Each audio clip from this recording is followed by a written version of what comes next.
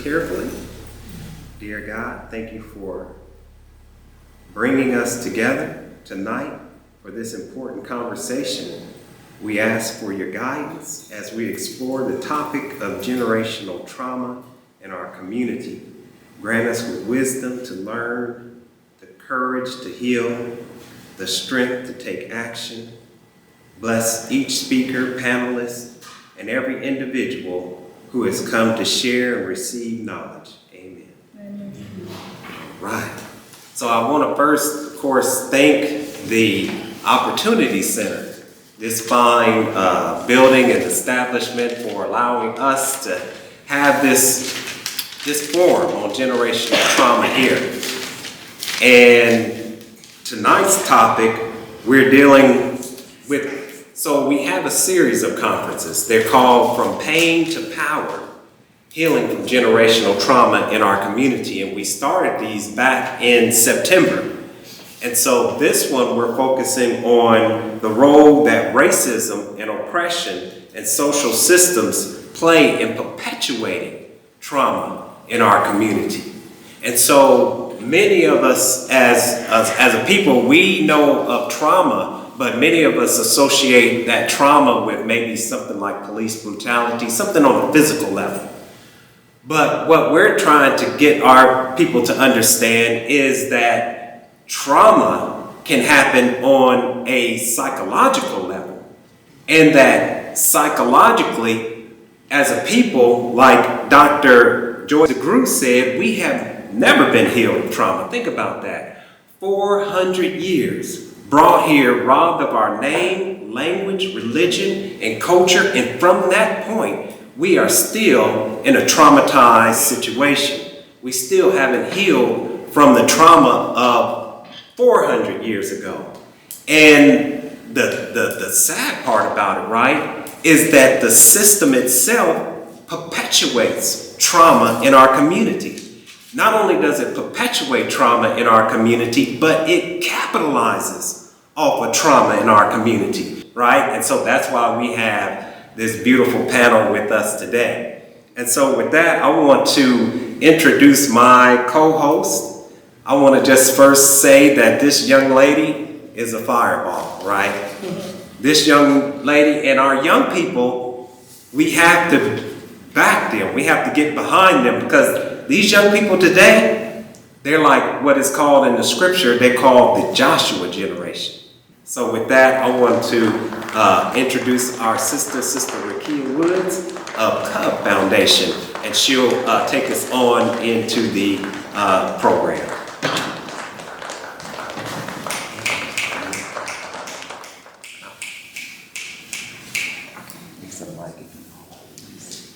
Thank you for all right, thank you so much for that warming welcoming you gave me. Thank you for bringing me in on this generational trauma tour, right? Because I was saying earlier, it takes a village, and no one organization or no one person can do it on his own, right? That's the vision that we've been conditioned through the systematic racism that's been going on and perpetrated within our community. So I have the honor of introducing some very wonderful panelists. Before that, I just have a few words. Several health departments across the U.S., including U.S. Department of Health and Human Resources, have declared racism a public health issue. This initiative recognizes that systematic racism affects health outcomes. The mental health impact of racism are widely recognized. Racism contributes to chronic stress, anxiety, depression, and other mental health issues. The psychological toll can lead to PTSD and increased vulnerability to mental health challenges. In parentheses, generational trauma is in its impact on Black Americans. So with that being said, I want to use that to not create a victim mindset with our people, but create a resilience mentality. What do we do with this information that we can grow and evolve as a people? So now, let me introduce our wonderful panelists. First up is Mr. Dion. Mr. Dion Green is the founder, CEO of Flourishing Under Distress, Giving Encouragement, Fudge, a 501c3 nonprofit that helps survivors through traumatic experiences with resources and support. The Fudge Foundation seeks to support individuals on their journey of grief and healing from traumatic events by delivering support services and advocacy locally and nationally. Mr. Green has his MBA in Business Administration from Keller's Graduate School with a minor in entrepreneurship and a Bachelor's of Science in Business Administration from DeVry University. Mr. Green is a certified peer support specialist with the state of Ohio and is also pursuing his master's in social work at Capella University. Mr. Green is a survivor, overcoming many personal obstacles and showing others how they can survive too. He is an advocate on gun violence, mental health, and gun legislation, which was inspired by the mass shooting that occurred in Dayton, Ohio in August of 2019, which claimed his father's life and many other victims. Dion speaks around the country and in communities impacted by gun violence. All right. So, yes. that was Mr. Green's bio. I tried to have the courtesy of writing Ms. Robbie's and Ms. Kenya's. If you want to add, please do. Ms. Robbie, I see the work that Sunlight Village do. I was personally in there myself. I see the dedication. I see the hard work. I want to be a part of it, right? We already discussed that. So this is Ms. Robbie with Sunlight Village. Sunlight Village, a faith-based nonprofit, has been providing mental health and support services throughout Montgomery County for 16 years. Creating a culture of hope is their slogan. And I love that slogan, right? Because we need hope. And I have a quote from an elder, Greg, my people will perish from a lack of vision. So saying that and hope kind of intertwines with each other. And I love that you have the green ribbon too, because for Cuff Foundation Black Genocide Awareness Week, we have a green ribbon which symbolizes life, new beginnings, and hope, right? Come on. Yeah.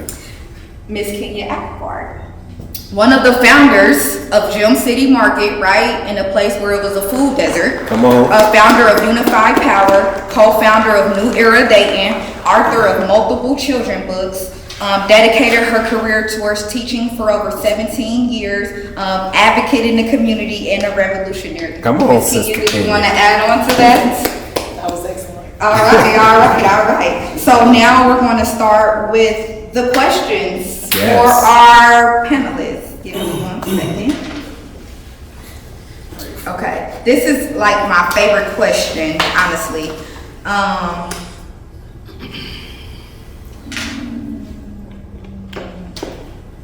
Okay.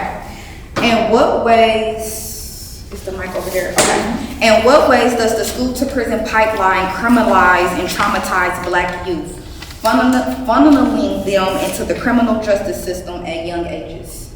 I can speak on that because I've been in that system and I know what it looks like. So, as a lot of people don't know about the school to prison pipeline is that, do I need this mic or can you hear me clear or would you like me to use it? If you can use Let's see it. what it sounds like. Hello? Yeah. Yeah, so, geez. School School to prison pipeline. So, as I speak on that topic, as I've been to school and also I've been to prison, what I always share about the school to prison pipeline is that the school is identically built the same way as a prison. It's ran the same way as a prison. The yard is set up the same way as a prison. The lockers are set up with cafeteria. It's all identical. So, when our young men create these kind of crimes and go to these institutions, they don't feel like they're out of place. But also another thing that we have to balance and fight over against as well is, there's so many family members in there. They think it's a family reunion when they go there. Wow. I'm about to hang out with my uncle, my dad, my cousin. And if they're leaders, they should be telling them this is not the spot where you want to be at. And I always share that, like, if you go to a private school or charter school and see how they're ran just like a university. The campus and all that is shaped how a university will be. So a lot of people really never even knew about that prison to school pipeline, and it's sad because I was speaking to a group of people that don't look like us, and they're like, "What do you mean?" And I say, pull up a picture of a prison, then pull up the inside of a public school, and it's identical, the same way it's ran. So, you know, that was just one of the things that I learned from that, was sitting back and really realizing like, wow, we was really being trained mentally to go here. Already in the underserved community, underfunded, so we're not having opportunity. So our next step is prison. So, and I'm gonna leave that there. I'll pick it up because that's something that we've been focused on for a long time. And I will clarify, the recidivism rate that we had in Montgomery County is very high. But what Sunlight Village did was 80% of the youth that participated in our program did not reoffend. So that's where the 80% came from. And so it's actually a little bit higher for our data at the end of this year. Yes. But the preschool to prison pipeline is just what it says. We do not put forth the best education for our children, especially in our public schools in the West Dayton area. Our report cards are terrible for our education system. And when you have something like that and we don't have our children learning and growing, then it literally positions them for prison. And if you don't know this fact already, that if you can't read by the 3rd grade, you will not continue to learn. You learn to read from 1 to 3, and from 3 up, you read to learn. So our kids right now who aren't able to read in the 3rd grade are not going to have the education that they need to move forward. And they determine how many beds to build in a prison based on the 3rd grade. So they literally look at our children to determine how many prison beds they're going to need, those who can't read. So we, as parents and as families, need to really push education. I know when I was growing up, it was like, you going to school.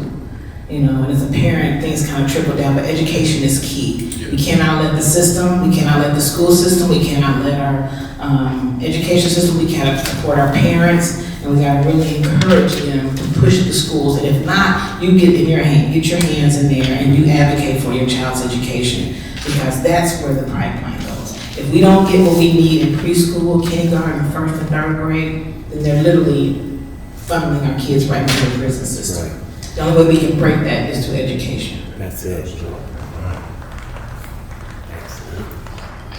Very good topic, and as an educator, I also want people to understand that when children are suspended from school, it increases their rate and likelihood of going to prison by 10%. Also, it increases their likelihood to drop out of school. Moreover, Dayton Public School Board actually took their board members on tours of the prisons at the time that they were building the new school buildings. So make that make sense. Right. That makes sense. And wow, but what do we expect them to do when the school to prison pipeline is a conspiracy fact, not a conspiracy theory? And I kind of want to go back to Jawanza's book, Countering the Conspiracy to Destroy Black Boys. Right. If you've never read that book, if you've never heard that book, that's a really good book to have. And it kind of talks about that school to prison pipeline, the conformity we see, even from the lights that they have in schools are the same as prisons as well. So just wanted to touch on that. Hello.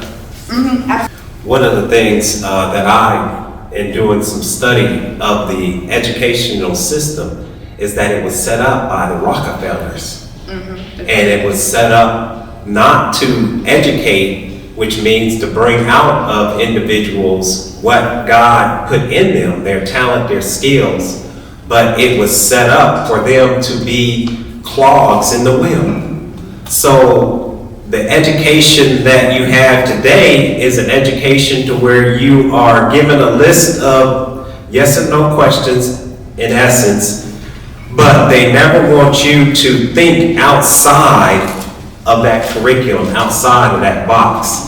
And so this is one thing that I think our community needs to begin to understand, is that aside from our children going to the educational system, they definitely have to get a firm foundation, which is a knowledge of self. Without that knowledge of self, there can be no true love for self. So I just wanted to put that in, and for those who are watching, do your research, look up Rockefellers and the school system, and you will find out that this whole system is designed not just for black people, but for all of the American children, except for those who go to the elite schools. Now, when you talk about them, look at how their seats are set up. They're set up like an auditorium, where the educator is down at the bottom, and they're allowed to question what is being taught. So I just wanted to drop that in there. This is a good question. What is the connection between poverty, food insecurity, and poor health outcomes in the Black community? How do these social determinants of health perpetrate cycles of trauma? Okay, everything that she mentioned, everything that Vakia mentioned, perpetuates trauma. We already know that racism, oppression, all those kind of things continue to fuel our trauma. When you don't have food, when you live in a poverty-stricken community, when there's a lot of violence that's unaddressed in your community, this also causes the issues that already exist in the community to be worse. So if you have someone already struggling from depression or anxiety, and I'm talking to them about how to treat their anxiety and depression and they're hungry, they're not gonna hear me. If I've got a mom who's struggling with bipolar disorder or PTSD, and she just lost her child, and a neighbor is just losing their child, and her husband is incarcerated, or whatever the case may be, she's not gonna hear me. So we have to learn how to use the systems that are in place and then build upon them, because we have to do it as a community. So anything that we do, and we try to partner with others, because you can't do this by yourself. We talked about that. This is a community effort. This is something that no organization can do by themselves. So unless we address the food insecurity, we address the violence, unless we address the education system, the juvenile incarceration rate, unless we address some of those things, then you're not going to get full healing from trauma. Building resilience in our kids is crucial. Building resilience in our community is crucial, but you're not going to get true healing unless we start by addressing some of those underlying causes. Can you repeat that question again? Yes, sir. I know it's something about poverty, food insecurity. Scarcity, yes. What is the connection between poverty, food insecurity, and poor health outcomes in the Black community? What is the connection between poverty, food insecurity, and poor health outcomes in the Black community? How do these social determinants of health perpetrate cycles of trauma? Well, you know, Ms. Bobby, she hit on a lot of good points, but we all know that it intertwines with each other. You know, from the poverty, from affordable housing to food insecurity, but the poor health outcomes that come from that, from the chronic illness, which is prevalent in our communities, from food insecurities and stuff like that. But as she said, people start to get that mental health, and that gets the anxiety, the stress, and all that, but it gets put back on the back burner because so much other things are occurring in the community or in their life that are present that you know, they don't have the means to even get insurance or, you know, whatever that might be, look like in their household. But also, like with the food insecurity, if you're hungry, you can't think right. Right. You know, for kids, so if you can't think right, it means your academics is low. You know, it helps with emotional regulations. You know, there's all types of things. And then when it goes to affordable housing, you know, they're often located in areas that risk the most of mold, lead, and things like that. And we just know the food desert, that's just very prevalent in Black communities. So we start to eat at corner stores. Right. You start to eat unhealthy. Now you start to gain other little things like hypertension, diabetes, asthma, because now you're not eating healthy. So nutrition is below average. So, you know, it all intertwines with each other. And, you know, it has to be a priority, and it has to work all the way around for it to get better in a community. All right, so I hear you all talking about the connections, and I firmly agree with everything that's been said. I just would like to add to it there has to be an understanding of what conditioning is. We've been conditioned to be poor. We've been conditioned to have our minds trapped in this constant cycle of poverty, in this constant cycle of chemical abuse, substance abuse. We've been conditioned. And let's think about the government projects. We remember being in school and what our science projects look like, how much love and care we put into them. The soda baths, most of those apartment units have poor roofs, most of them have holes all in the floors, most of them have bad water, mold. I'm sure Robbie is well aware, as her market is going to be going just 2 blocks away from the soda bath housing. We had a meals program where we taking meals up to Hilltop. Those people are living in deplorable conditions because what the system wants us to believe is that we have scarcity. And if we can switch our mindset to think in abundance. I had a student say to me today, "Oh, you rich, I heard you were rich. You make 6 figures, I only got $27. I said, "Baby, you rich too." Being rich is a mindset. Being rich is not about where you live or what you drive. It's about how you move.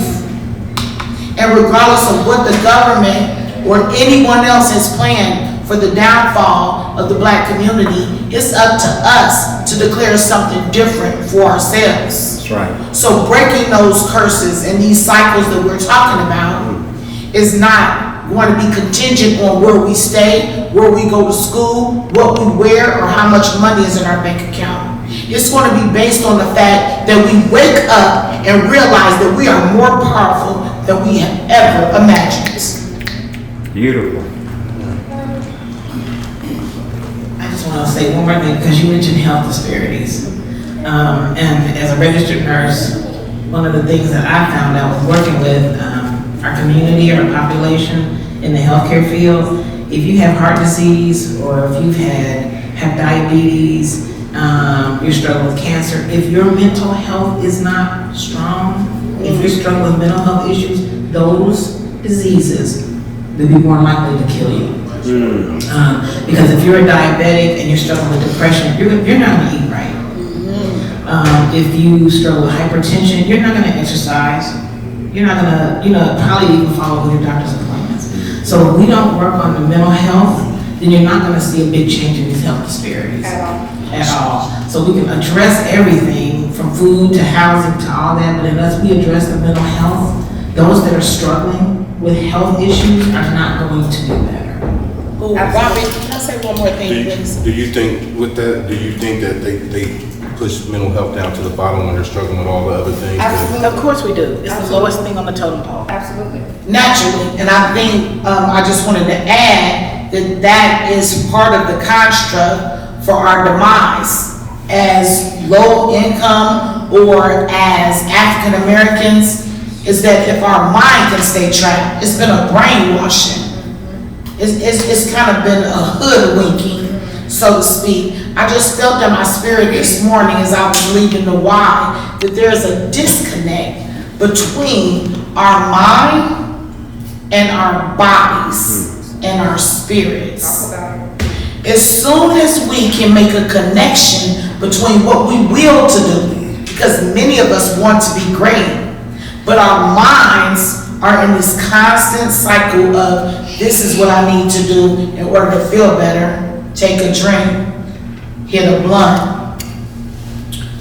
I want money is the most important thing. I might have to rob somebody. I might have to do anything to get it. Our minds are trapped in these rat races, and once we get our mind free, then we can truly, our spirit and our body can follow.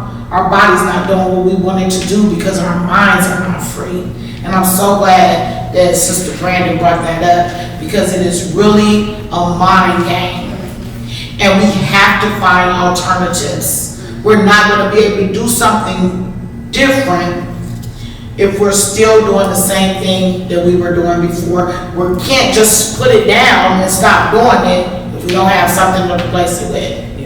So really finding replacement, and that was one of the things I found in my grief as I was breaking out of that cycle of just being sad from losing my daughter. A lot of us are losing our children at very young ages, and it's traumatizing. Can we say re-traumatizing? Because not only am I carrying all of this in my DNA from my Native American heritage, from my African American heritage, but then when grief hits, we feel stricken, like we're paralyzed. And it's been through that therapy that I learned, what are the things that I love? There are things that I love that are yet here on this earth, and how to find place in my life for that self-care and those things that I love, so that I can break the poverty. So I can break out of the fact that a lot of us are suffering from the lack of transportation. We stuck in those places, the DeSoto Bastards, the Hilltops, the low-income communities. We can't get out of them. And I thank God for a program like New Era Dayton initiating this auto program. So we're going to actually be having people get access to vehicles that otherwise wouldn't be able to come up with $3,000 to $5,000. You know, moving us out of the current places that we're in into new spaces and time. Cars are almost like time machines. They move you away from where you're at and put you into a different area in a quick time. So now you're not spending an hour and 2 hours to go to the grocery store. You're redeeming the time. So there's a lot. I have a lot. I know you have more questions. Let's go. Beautiful, beautiful, beautiful, beautiful. New era. Okay, and I kind of wanted to touch on that as well, how you said it's a mind thing and it's perpetrating, and of course, love going back to the Willie Lynch letter, and he said it's a psychological conditioning to where they're programmed, and it's a continuous will to where some type of phenomenon has to happen to where we break that cycle, right?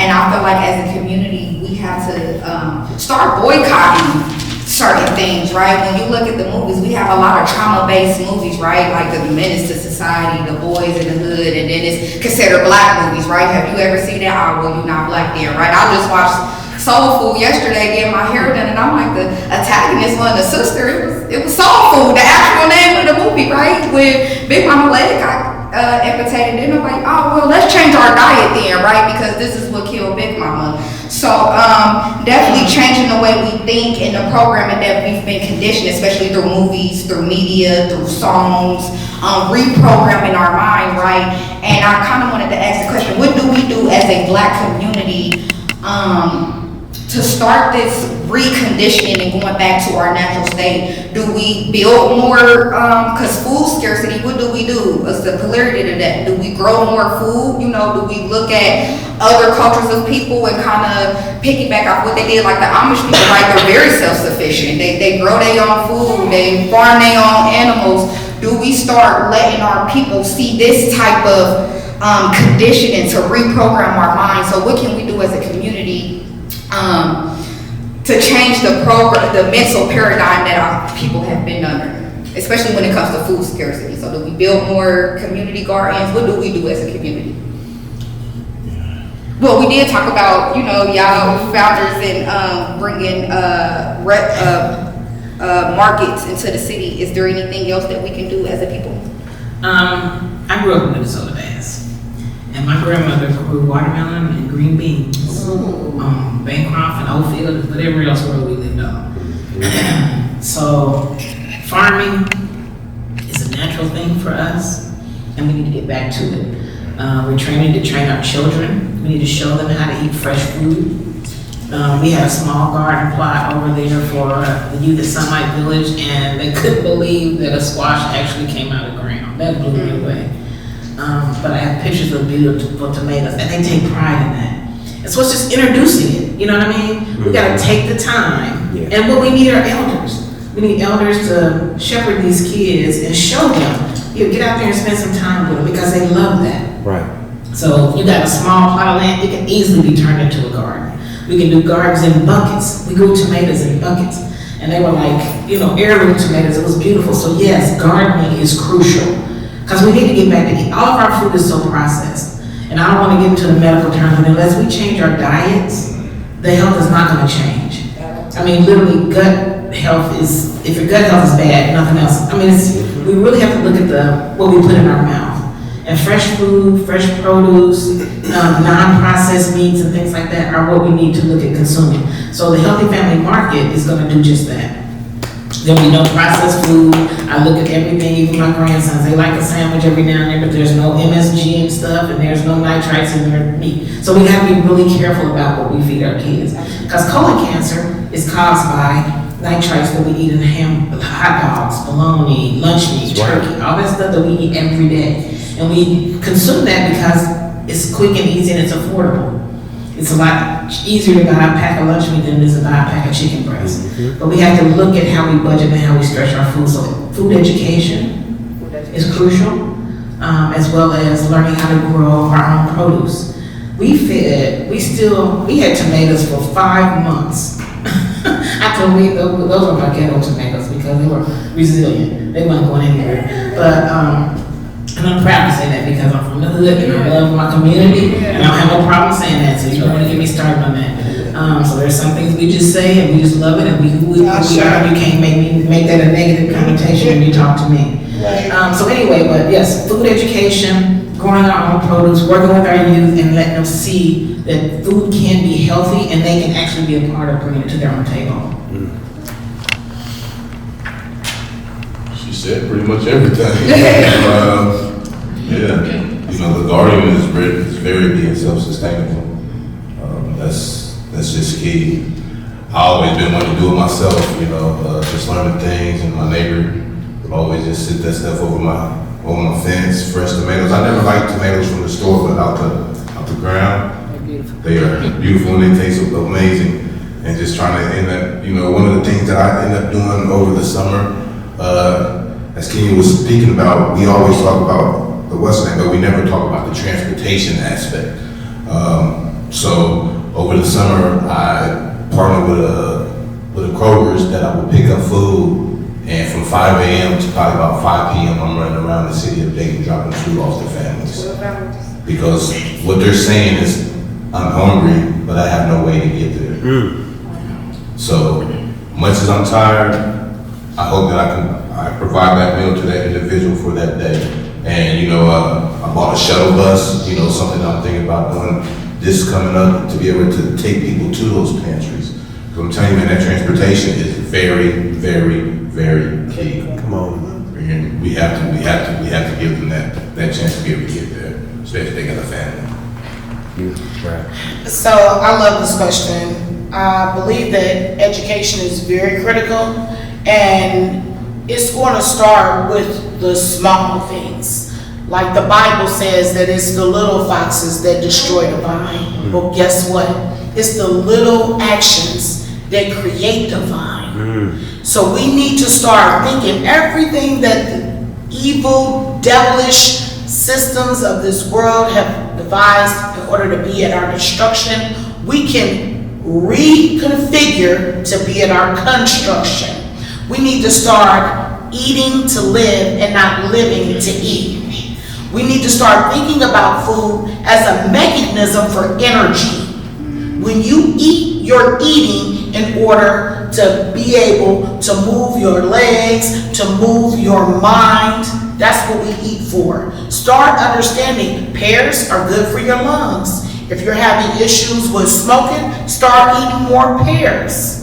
If you're having issues with your eyes and your eyesight, eat more carrots. Understand what foods are for what parts of your body and start eating for that reason. See, the slave mentality had us eating scraps. We were eating the leftover, just eating. We thought we were eating for energy, but most of those things that we were consuming meant no good for our bodies. They cause hypertension, they cause diabetes, they cause us to have high blood pressure. So now, in order to be able to reverse those effects, we need to be aware of the superfoods. Because as Robbie touched on, our gut health has a lot to do with our body health. And in order to change the contents of our gut, we have to start putting things in our system, our digestive system, that we need in order to make our body strong, because that's where we get our nutrients from. Most people, the average shopper, shops within 15 minutes of their home. If they took all the grocery stores from our community, which is not a food desert, it's called a food apartheid. Desert implies that God did it, man did this. And if they took all of the groceries out of our community and now people cannot get healthy produce, it took a Gym City Market for all of the dollar stores in the community to start carrying produce. You know what? Forget about the crime of that action and think about the power of that produce that they wanted to keep away. It's called produce for a reason, because it produces. Come on now. It produces. Make yourself eat some raw spinach. Make yourself eat some carrots. Chew on some apples and some grapes and some strawberries. Do it. And it takes those little actions for us to reverse the effects of this system that is not for us. Yep. And it's genetically speaking, I like to call us melanated people. Melanated people have the genetics to live at least 150 years, right? Yes. I have my great-great-grandma, she's still living and she's 98 and she still eat pork. And imagine if she ate right. Imagine if we ate right as a people. Imagine if we exercised, went running. That was our, that's what we use for our idle time instead of smoking and drinking, right? Because when we went to Detroit, I've never seen that many liquor stores on one street. I'm like, oh, it's liquor stores next to school, it's liquor stores next to churches, it's liquor store, and this is what they're conditioning and programming our people to think. Imagine if it was an exercise store, right? A garden, a produce center. How we condition our people to think is vital. I love that you touched on that. Okay. Let's go. Next question. In what ways can increased representation, visibility, and storytelling of Black experiences help raise awareness and foster empathy? And I kind of want to touch on this because I'm doing a career exploration project with my 6th graders, right? I want them thinking about their careers. And I kind of told them, like, you can't really pick an NFL or NBA player, right? Because that's what they program our kids to think. I'm like, they were like, well, why not? We can make so much money. I'm like, have you ever thought about owning a team?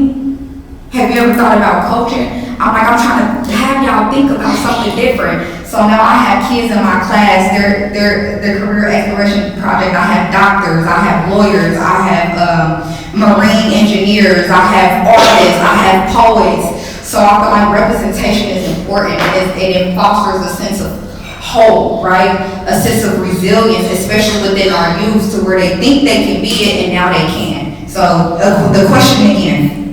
In what ways can increased representation, visibility, and storytelling of Black experiences help raise awareness and foster empathy? Okay, now you know I'm getting old. So in what ways can, say that again? In what ways can increased representation, visibility, and storytelling of Black experiences help raise awareness and foster empathy? I mean, to start, it strengthens our community, it strengthens us. And for myself, I didn't want to do this DNA thing. I kind of fought it tooth and nail, but I did it. Right. And I'm super glad I did. Just knowing that Nigeria is enemy, you know what I mean? We always say we're Blacks, we're African Americans, but now I have to say I'm from the Bantu people. You know what I'm saying? So I tell the kids that we work on all the time, you're more than just 3rd Street. You're more than just the Sodas. There's a history behind you. Even tell me if your father is gone, if your mom is gone, what do you know about your grandmother?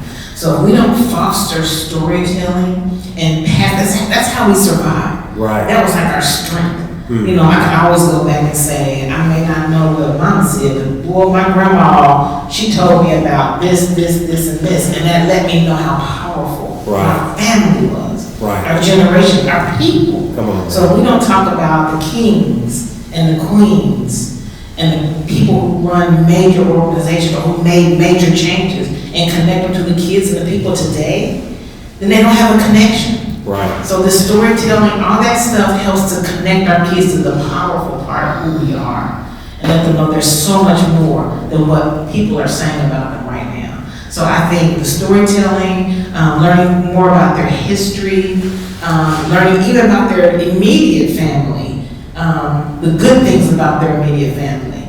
You know, we had one young man who found out that his father was actually a track star among the local schools. You know, he lost his dad long before he got to really know him, but to know that your dad was a track star at school, you know, that's powerful. It is. So we gotta make sure that our kids, our community always has something positive in front of us about who we are That's as right. a people, That's it. okay? That's beautiful.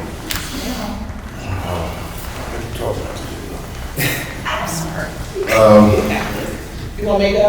I just share. So, you know, I would just use myself as a storyteller, you know, as a young black man that had experience what I've experienced, you know, I always share that sharing your vulnerability doesn't make you weak.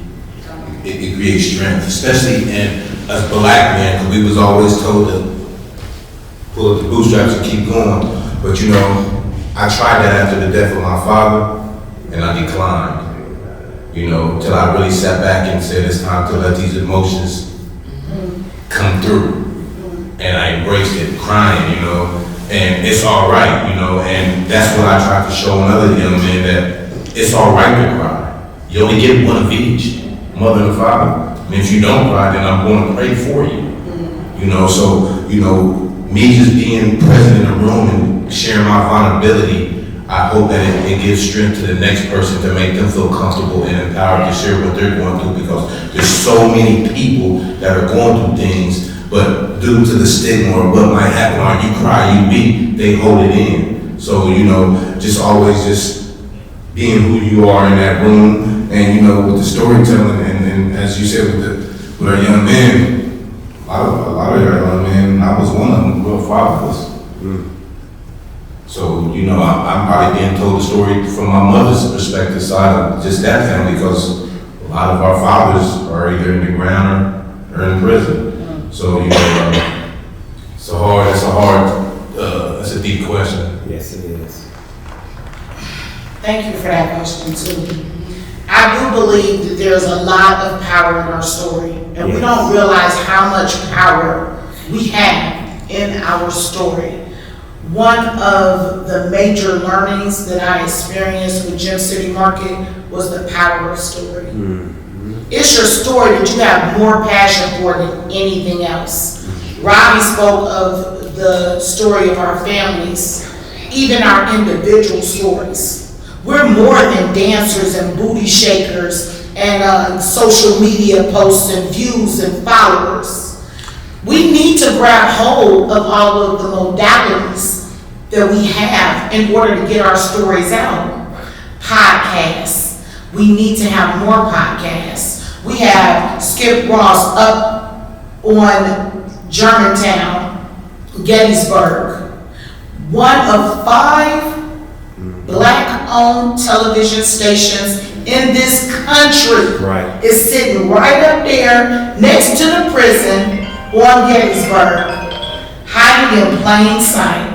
What we need to do is, we need to get up there and find out what it looks like to build content to tell our stories, our true stories of empowerment. We need to get on 92.1, WDAO, WROU. What I notice is oftentimes when I talk to people in the community, they'll say, "Where's your voice been?"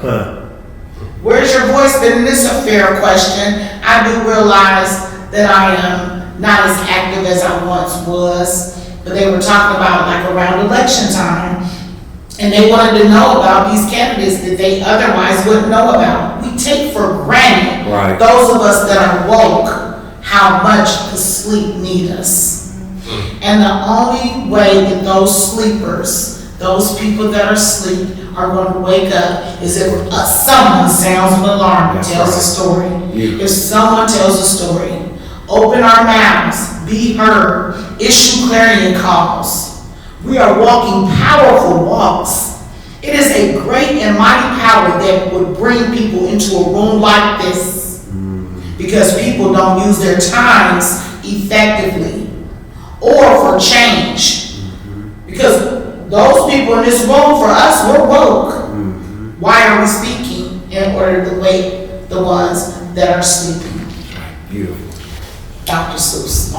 And I just want to say that, and that's why I always, as Kenny was saying, we traumatize ourselves, but I put me in a room, I'm gonna tell that one story to anybody, because somebody might need to hear that. Right. And I might be able to save their life or empower the next person. So, you know, I always tell individuals that I work with, if you are able to share your story, please speak. Because somebody's going through something similar to you. That's right. Yes. And they're afraid to speak up, but once they hear you, Yeah. they might not come to you today, but they might come and say, hey, Ken, what this, and then the next day it comes a little bit more, and now you're helping them. That's right. So if you're able to use your voice, that's what you have it for, use it That's to it. help the next person. Beautiful.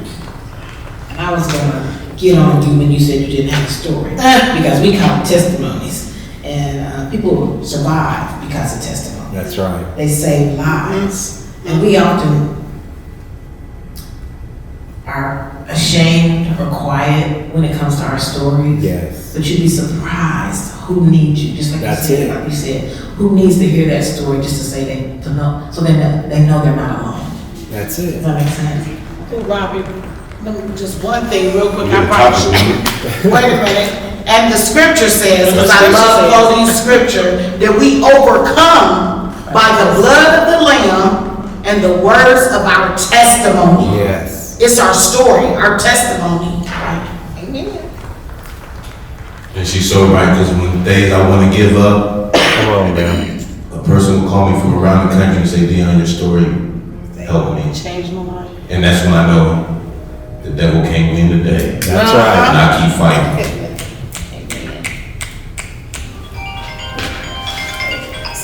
Power of the tongue, right? And I just want to talk about that too, letting your voice be heard. If I never would have talked that day, I would have never met Brother Muhammad and we wouldn't be doing this tour. If I would have never talked the day I met Queen Kenya, right? We wouldn't be doing the work that we do together. So definitely letting your voice be heard is important. So, sad to say we gotta wrap this up. This has been a pleasure, it has been powerful. I want to thank y'all so much. It was an honor meeting y'all. It was an honor introducing y'all. It was an honor to hear the knowledge and the wisdom that you guys dispersed on us. Thank you so much. It's an honor. I'm going to bring the man of the hour back up here, Brother Muhammad. And Let's give it up for our panel. Yes, Sister Kenya Akbar, dropping the mic, Brother Dion Green, and Sister Robbie Brandon. And let's give it up for our young, energetic, powerful moderator, Sister Rakia Woods. And our host, right? That's it. So the truth is that what everybody has said is 100% right. We are the answers that we've been waiting for, right? We have to begin to organize, because as times get harder, we're going to do one of two things. We're either going to turn to each other or we're going to turn on each other. Talk about it. And so this is why it's very important for us to understand not just generational trauma, but we got to understand the psychological warfare that's being played out on us, right? And I'll end with this. Pharaoh said to his generals, he said, come, let's come together and let's deal with them wisely, because we see them multiplying and we fear that they're going to possibly join on to another army and come against us. So let us deal with them wisely. Our sister Robbie, she was talking about the food. The food that we're eating, it can't even really be classified as food, because food is something that has substance that keeps you alive. So how is it that we're eating food but we're dying of cancer? How is it that we're eating food but we have these neurological diseases?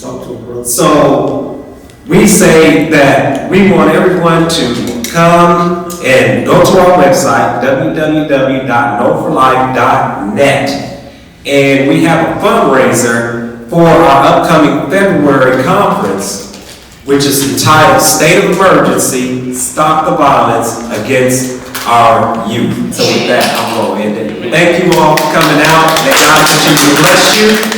Assalamu alaikum. Thank you for watching. Please subscribe to our channel and visit our website at www.noforlife.net and join our campaign From Pain to Power, Healing Generational Trauma Within Our Community. Donate anywhere from $10 to $20 to $100. You'll find our blog where we have a number of articles on health and wellness. We have articles dealing with physical health and nutrition to mental health.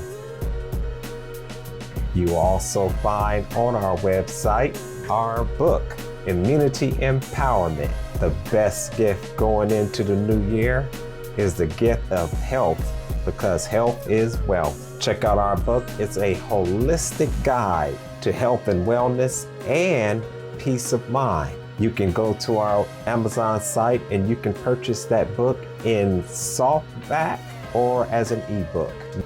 We have our merchandise store where you can get coffee mugs, t-shirts, and hoodies for the winter. Check it out. You can learn more about our website and how you can volunteer by going to www.noforlife.net. You can find pictures of our recent events, and you can sign up for our newsletter. Thank you for watching.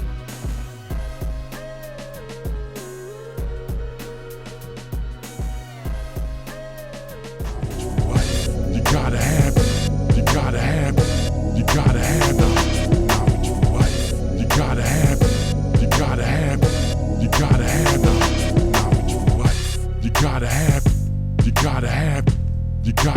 knowledge for life. You gotta have knowledge for life. You gotta have knowledge.